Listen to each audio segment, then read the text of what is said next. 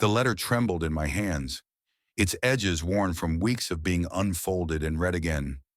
Dear Ms. Harper, I am your daughter, given up at birth. Please, will you meet me? I was 20, standing at the edge of a truth that could shatter the only life I'd ever known. My adoptive parents, the ones who tucked me in and cheered at my soccer games, had always been enough until the question of who am I became a scream I couldn't silence. My name is Lily Harper, and this is the story of how I chased my origin, only to find a truth that burned. It started with a DNA test, a whim born from a college dorm conversation. You don't look like your parents, my roommate teased, tossing a chip at me. I laughed, but the seed was planted. 6 weeks later, an email from AncestryLink pinged match found biological mother. Her name was Eleanor Grayson, a 45-year-old nurse in a small town 3 hours away. My heart raced as I stared at her profile picture, a woman with my hazel eyes, my sharp jawline. She was real. She was mine. But why had she given me up? I spent days crafting that letter, pouring my soul into every word. I didn't want to scare her, but I needed answers. Why me? Why then did she ever think of me? I mailed it, my hands shaking, and waited. Weeks passed with no reply. I checked the mailbox obsessively, my hope curdling into dread.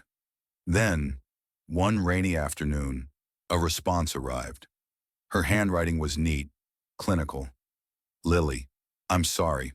I can't meet you. Please don't contact me again. The words hit like a punch. I read them again, searching for a hidden softness, but there was none. She didn't want me again. My adoptive mom, Sarah, found me crying on the porch. Oh, honey, she said, pulling me close. Her warmth was familiar, but it couldn't fill the hole Eleanor's rejection carved. Why doesn't she want me? I whispered.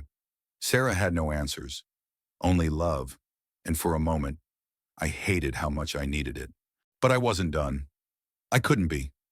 I drove to her town, a sleepy place called Willow Creek, where everyone knew everyone. I found her address online, a modest house with a rose garden. I sat in my car across the street, watching. She emerged, her nurse's scrubs crisp, her face tired but kind as she waved to a neighbor. She looked like someone who could love me. So why didn't she? I waited until evening, when the lights in her house glowed. My heart pounded as I knocked. The door opened, and there she was, Eleanor, my mother. Her eyes widened, recognizing me instantly. Lily, she gasped, her voice a mix of fear and wonder. You shouldn't be here. Then why am I demanded, my voice breaking. Why did you give me up? Why won't you see me? She stepped back, her hands trembling. It's complicated, she said, her eyes darting to the street as if afraid someone might see. Please go. But I didn't. I pushed past her, into a living room that smelled of lavender and regret. I deserve to know. I said, I've spent 20 years wondering who I am. You owe me that. She sank onto a couch, her face crumpling. I was 17, she began, her voice barely a whisper. I was scared, alone. My parents, they made me give you up. They said it was best for you. I wanted to hate her, but her pain mirrored mine. Did you ever want me? I asked. She nodded, tears spilling. Every day. But I thought you'd be better off without me. I was a mess. Lily, I couldn't have given you a good life. Then why not now? I pressed. Why push me away again? She hesitated, her gaze dropping to her hands. Because I have a family now, she said. A husband, a son. They don't know about you. I can't upend their lives. Her words stung, but they also cracked something open. She wasn't a villain, just a woman who'd made choices she couldn't undo. I thought of my adoptive parents, their unwavering love. They'd chosen me every day, without hesitation. Maybe that was enough. Over the next weeks, Eleanor and I talked more. She shared stories of her youth, her regrets, her love for me that never faded. I shared my life, my dreams, my fears. We didn't become mother and daughter, not in the traditional sense, But we built something fragile and real.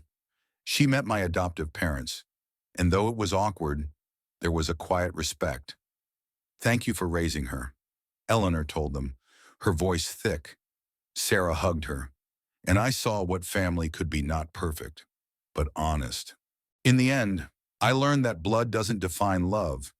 Eleanor gave me life, but Sarah and Tom gave me a home. I forgave Eleanor, not because she deserved it, but because I needed to.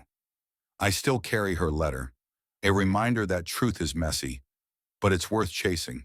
What do you think? Was Eleanor right to protect her new family? Or should she have embraced Lily fully? Share your thoughts. Friend,